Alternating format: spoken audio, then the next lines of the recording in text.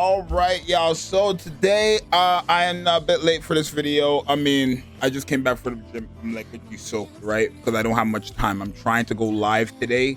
And I start live at 12, about 10 o'clock, because I woke up late. I missed my alarm for the gym. But I'll let you guys, whoever comes to the live stream, I'll let you guys know how that's been going. But today I want to take a look at Pride Win. Obviously, they have updated their tier list for both Ada, Wong, and Valentine. Now, normally, I don't even know when's the last time I've done this where I've taken a look at Pride Win to see like the updates on the recent characters or stuff like that.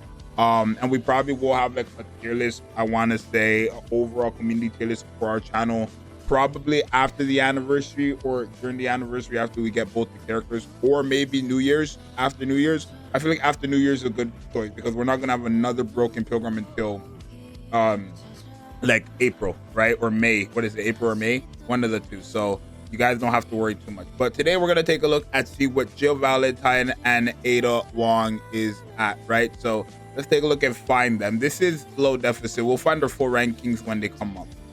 Okay, so I see Ada Wong in low deficit. Story, she's in A ranking, and Jill is in B ranking. Okay, I mean that's understandable, especially for Jill. I don't think she's good in the sense of, I think she's a good character in the sense of like she can do damage. I just don't think she's good in the sense of how she works, right? So what do we have overall? Okay, so Ada Wong is AAS and double S, and double S in PvP is real. I feel like they only gave her double S in PvP specifically for obviously this girl, right? Vesty is a very powerful character in PvP, and her having true damage and this character buffing up true damage like that puts this character on that team for Vesty. Not to mention, anytime somebody uses their burst skill, they get a major buff from Ada Wong. So having that Vesty, this is all Vesty. Everything here is what Vesty is getting, essentially. 50% true damage, 60% attack with the casted attack just for using her burst skill. Quite crazy, right? It is genuinely quite crazy. So yeah, I definitely would say SS in PvP makes a lot of sense if we're talking about solely Vesty, right? Now, let's see. B, and C. Honestly, it's fair, right? It's 100% fair. And let me tell you guys why this is fair, right?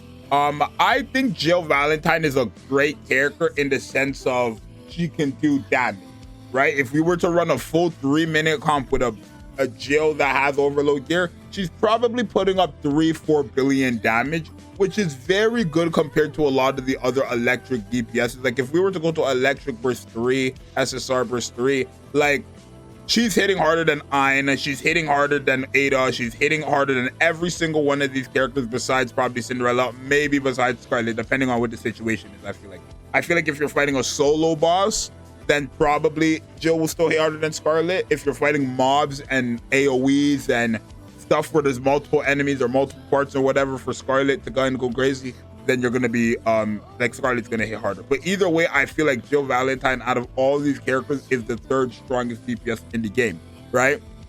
Here is my thing about her. The difference between her and literally every other character on this damn like electric thing is that she is a complete single target character. What that means is this character is not going to perform in the meta today because everybody knows that like a lot of the meta nowadays is AoE. Like there's mobs or there's bosses that has a lot of different gimmicks where you kind of want multiple, like, you know what I'm saying? Like when you look at all the electric DPSs, every single one of them have some type of AoE or at least more than like single target effect, right? Cinderella on her burst skill, Ayn with her true damage or her near feathers, whatever, Scarlet's burst skill, Cinderella or Anissa's skill 2, Maiden just goes crazy, her burst skill. Ada Wong doesn't necessarily have that, but like she's a support, so it's different. Obviously all around not really that good, and then same thing, right? So my whole thing is like, I feel like B though for bossing, especially if we're talking about just solo bossing, I don't know. I want to see, do they have one of those, what is that thing they like to do so much? The like, they don't do it no more? Like the, I don't know what it's called. They usually do like the guide thing for the characters. I don't know if they've done it for this character. I don't think they do it anymore. Or at least like, what did they rank her? Did they rank her? Probably, yeah. Every collab character will always be, every collab like SR, look, all of them will always be like B or C. It's actually a joke. I want to see, did they actually explain her review or here? Okay, let's see. B in bossing. Jill is weak in bossing. While she's relevant for electric weak SR, her damage potential is middling. Outside SR, solo raid, she won't be used at all. I agree. That I would 100% agree with. I don't think I would ever use her in Mirror. I mean, I could use her in Mirror Container, but I feel like we're getting to a point in Nikke where anomaly interception is like, you should be able to at least, if you've been playing from the beginning of the game, you should at least be able to get to stage 7, which you get all the rewards at stage 7, like for everything. I don't even have all my teams built now for every single anomaly interception, but every single one of my teams can reach stage 7, right? Minimum. So my whole point is like, yeah, I think I agree with that in the sense of I'm not using her unless it's electric weak solo raid. I 100% agree with that. Maybe I could like for I don't know, but I think I would still use Ein over her. I think just the AoEs from Ein is way too beneficial. Like AoEs in Nikke nowadays is so beneficial, or having a way to attack them multiple times essentially. That's way more beneficial than this solo thing. But don't get me wrong, she can do damage, right? I don't really agree with the sense of like them saying her damage potential is middling. What are we talking about when we say that, right? Like when we say her damage potential is middling, what does that mean in the sense of like, are we talking about overall? Because like my whole thing is it doesn't necessarily make sense if we were to go off the solo damage, right? She's hitting harder than a lot of these characters up here, right? Like she is. That's the fact. Like she hits harder. My Ein or my Jill hits close to my Ein, and my Ein is fully invested with overload gear, right? My Jill doesn't have none of that, and she has elemental die. It's not like she just has overload. She's built. My Ein is one of my most built characters. Of course she is. My favorite character, right? Or at least one of them. So like if we're talking about raw damage, she hits hard, and I feel like some of these characters are up here for nothing but their damage, right? I mean, Scarlet Black Shadow's technically up here for nothing but her damage, but then again, she does have her AoE, right? Because Scarlet has nothing else to offer but her damage. That goes for both of them, realistically. Both of them, none of them have anything to do but their damage, right? The only difference is both of them are AoE guys, I guess, right? I'm not disagreeing with their placements because I do agree in the sense of like, I'm not using Jill outside of solo raid just because I have better characters anywhere else, realistically. But let me see the teams they give her.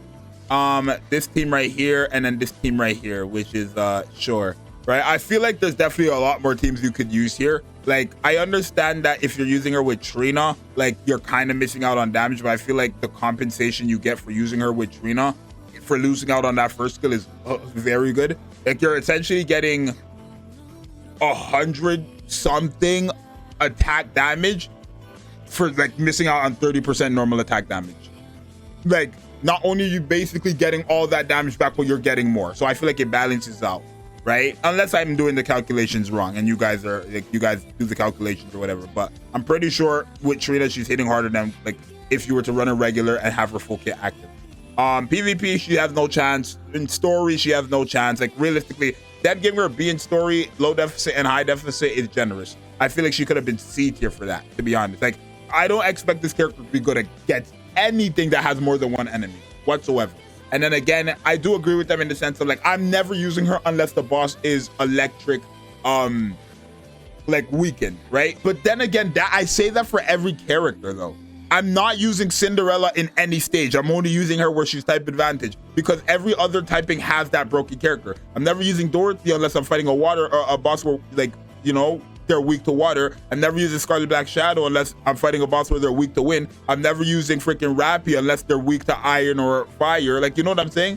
Every single character now, we're in that point in Nikke where every single character, you're not using them unless they're weak to them. Like, I don't know, maybe you guys are different than me. Do you guys use Cinderella for any fight you go into?